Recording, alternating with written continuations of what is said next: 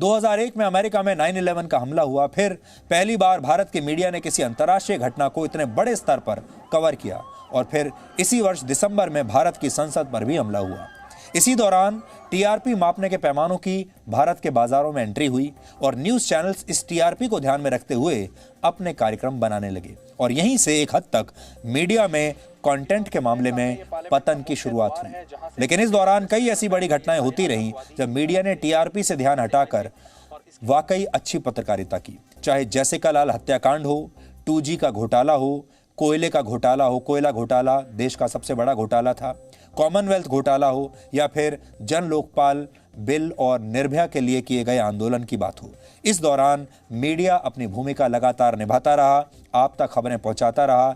हालांकि शायद उस समय आपको पता भी नहीं होगा, इस दौरान बहुत सारे ऐसे पत्रकार थे, बहुत सारे ऐसे न्यूज़ चैनल्स थे जिन्होंने इस दौरान बहुत कुछ खोया, जिनके लिए समय बहुत मुश्किल कर दिया गया और जिन्होंने बहुत कुछ सहा। उनमें जी न्यूज़ भी एक है।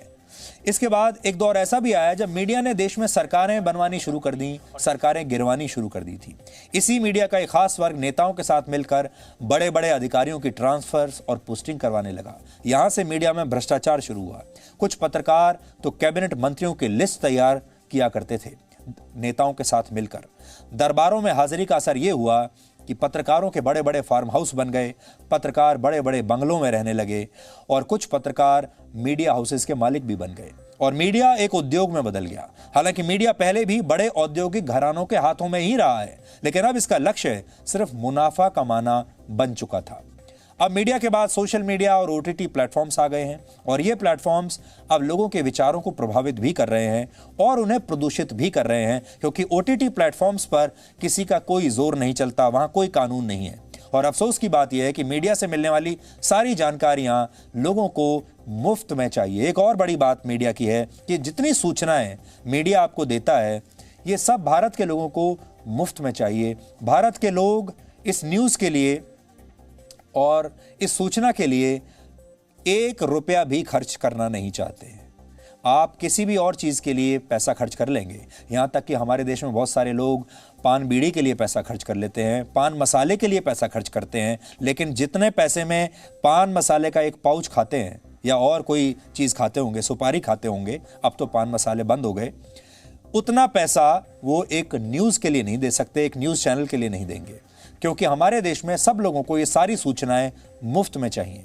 वो फिल्म देखेंगे पैसा खर्च करके, OTT प्लेटफॉर्म पर अगर कोई सीरीज देखेंगे उसके लिए भी पैसा देने के लिए तैयार रहेंगे, क्रिकेट मैच देखेंगे उसके लिए भी पैसा खर्च करने के लिए तैयार हैं। लेकिन अच्छा न्यूज़ चैनल देखने के लिए वो अपनी जेब से 1 रुपया भी देना नहीं चाहते। लेकिन आपको ध्यान रखना चाहिए कि जब आपको कोई प्रोडक्ट मुफ्त में मिलता है तो आप खुद प्रोडक्ट बन जाते हैं। और यह भी एक बड़ा कारण है कि हमारे देश में मीडिया का पतन इसके बाद होता ही चला गया और लोगों ने वाकई में इसे मुफ्त का सामान समझ लिया। इसके बाद मीडिया भी 2 हिस्सों में बंट गया। पहला हिस्सा राष्ट्रवादी मीडिया और दूसरा दरबारी पत्रकारों का एक वर्ग। राष्ट्रवादी मीडिया को सामने लाने में जी न्यूज़ की सबसे अहम भूमिका रही।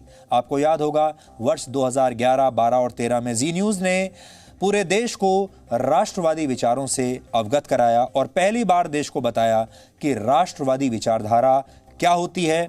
धीरे धीरे आपने ये देखा होगा, जी न्यूज़ ने आपके विचारों को राष्ट्रवाद की तरफ मोड़ा।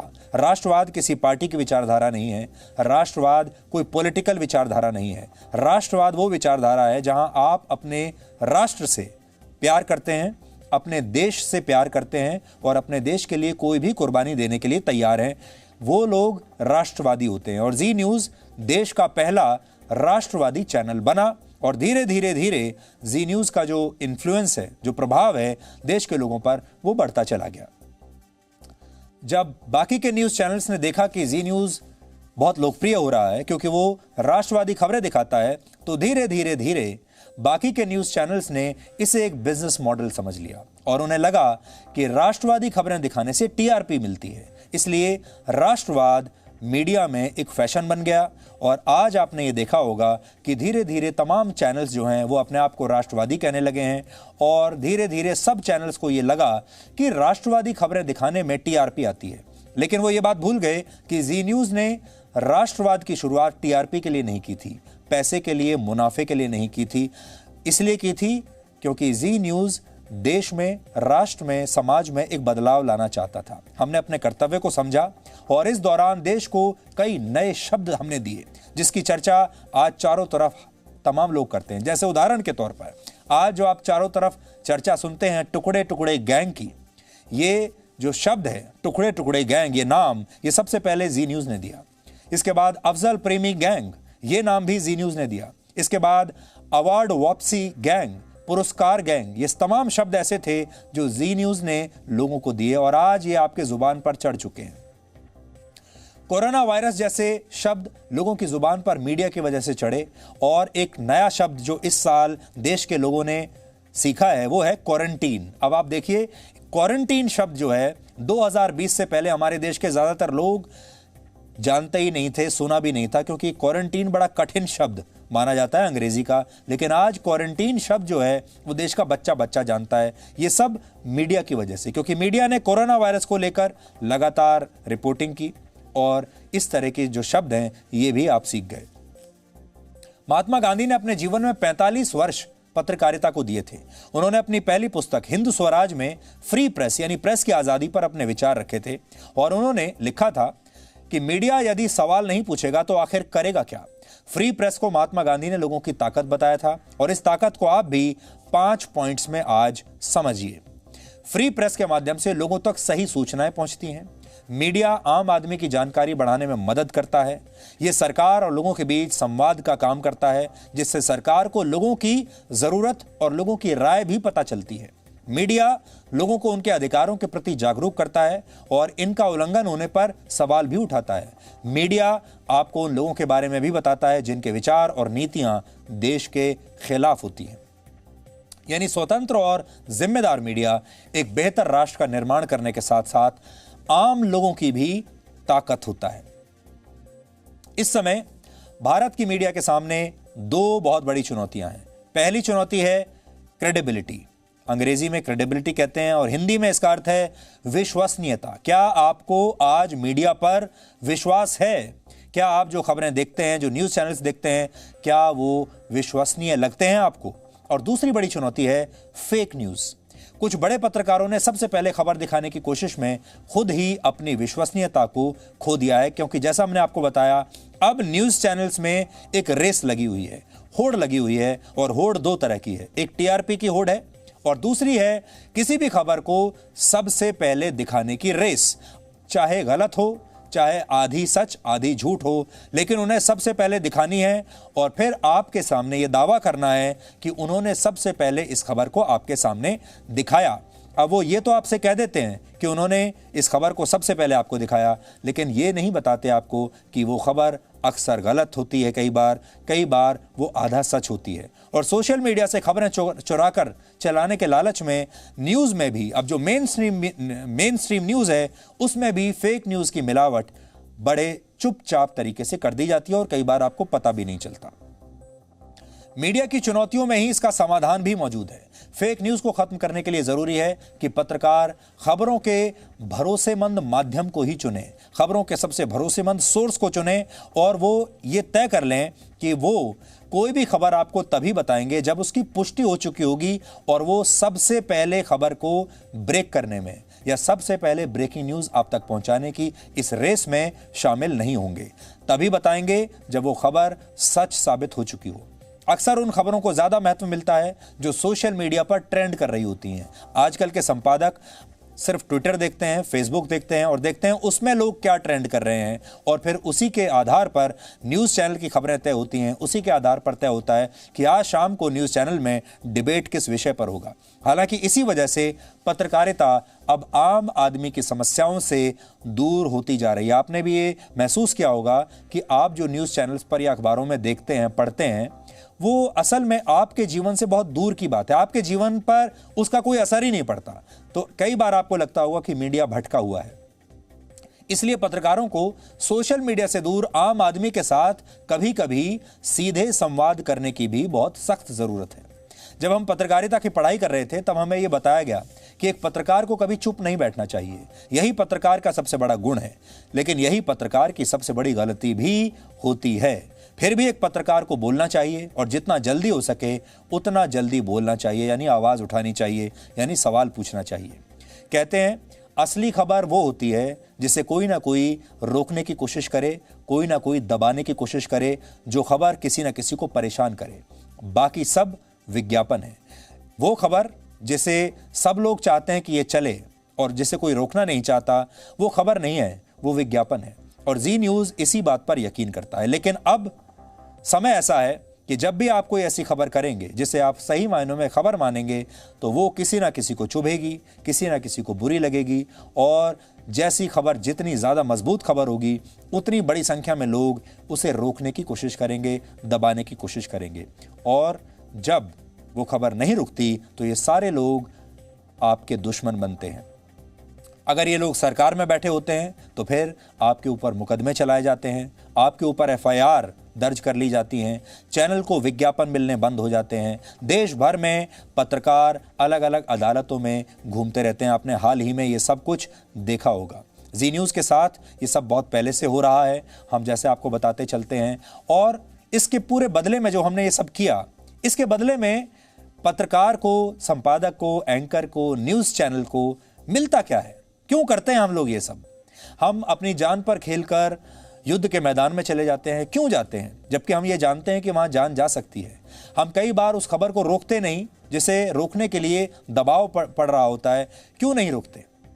यही वजह है कि हम अब ये सोचने के लिए मजबूर हो रहे हैं कि क्या पत्रकारिता छोड़ने का समय आ गया है। क्योंकि अगर आपने सच दिखाया, या तो आप इसके बाद जेल में पहुंच जाएंगे, या आपकी हत्या कर दी जाएगी, या आपके परिवार को परेशान किया जाएगा, और या आपकी नौकरी चली जाएगी अगर आपने सच बोलने की हिम्मत की तो।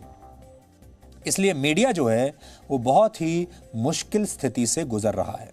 लेकिन मीडिया की तमाम आलोचनाओं के बाद और तमाम कमियों के बाद एक बात अच्छी है, और वो ये कि मीडिया का एक हिस्सा आज भी अपनी पत्रकारिता पर भरोसा करता है। और इस हिस्से को, इस वर्ग को यकीन है कि चाहे कितनी भी रुकावटें पैदा की जाएं, हम हार मानने वाले नहीं हैं। हालांकि ऐसे पत्रकारों की संख्या अब हर रोज कम होती जा रही है। लेकिन पत्रकारिता की जिद पर आज हमें पंजाब के मशहूर कवि पाश की एक कविता याद आ रही है, और इस कविता का शीर्षक है घास। इस कविता में पाश लिखते हैं, मैं घास हूं, मैं आपके हर किए धरे पर उग आऊंगा। बम फेंक दो चाहे विश्वविद्यालय पर, बना दो हॉस्टल को मलबे का ढेर, सुहागा फिरा दो भले ही हमारी झोपड़ियों पर, मेरा क्या करोगे, मैं तो घास हूं, हर चीज पर उग आऊंगा। पत्रकारिता भी इस घास की तरह है जिसे रोकने, दबाने, जलाने और मिटाने की तमाम कोशिशें की जाती हैं। लेकिन सच्चे पत्रकार एक किसी घास की तरह प्रतिकूल माहौल में भी हर जगह उग आते हैं और जिंदा रहते हैं। और अब इसलिए आज आप सबके सामने हम इसलिए आए हैं क्योंकि प्रेस के बारे में अब आप लोगों को भी सोचने का समय आ गया है। अब आप लोगों को मीडिया के बारे में सोचना चाहिए। आप किस तरह का मीडिया चाहते हैं अपने देश में? हमारे देश में फ्री प्रेस है कहने को तो, लेकिन आप किस तरह की प्रेस चाहते हैं? आप किस तरह का मीडिया चाहते हैं? आप कैसे न्यूज़ चैनल्स को देखना चाहते हैं? ये बहुत कुछ आपके ऊपर भी निर्भर करता है। इसलिए सारा दोष सिर्फ पत्रकारों पर मत डालिए, सरकारों पर मत डालिए, पुलिस पर मत डालिए, सारा दोष व्यवस्था पर मत डालिए।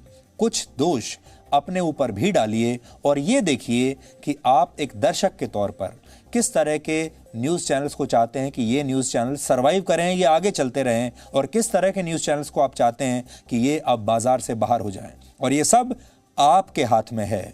आप जो देखना चाहेंगे वही चलेगा, आप जो नहीं देखेंगे वो बाजार से बाहर हो जाएगा। इसलिए अब समय आ गया है कि आप अपनी जिम्मेदारी को भी समझिए और जिन पत्रकारों को आप पसंद करते हैं, जिन चैनल्स को आप पसंद करते हैं, उनकी मदद कीजिए। क्योंकि अब मीडिया को इससे पहले आपकी मदद की इतनी ज़रूरत कभी नहीं थी जितनी आज आपकी मदद की ज़रूरत है। इसलिए आज हम आपके सामने आए हैं कि आप सही न्यूज़ चैनल्स को, सही पत्रकारों को अपना समर्थन दीजिए और उनकी मदद कीजिए, ताकि उनके अंदर भी इतनी हिम्मत आ सके कि वो अपनी जान पर खेलकर आपके लिए सच बोल सकें, निर्भय होकर, बहादुरी के साथ, और लगातार सच्ची पत्रकारिता आपके लिए वो कर सके, क्योंकि ये सब कुछ जो हो रहा है ये हो रहा है आप ही के लिए।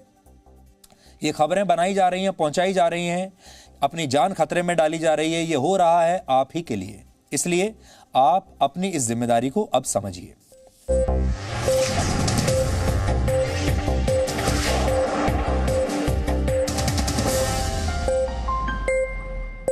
Presenting V News app, available on Google Play and App Store. Download it now.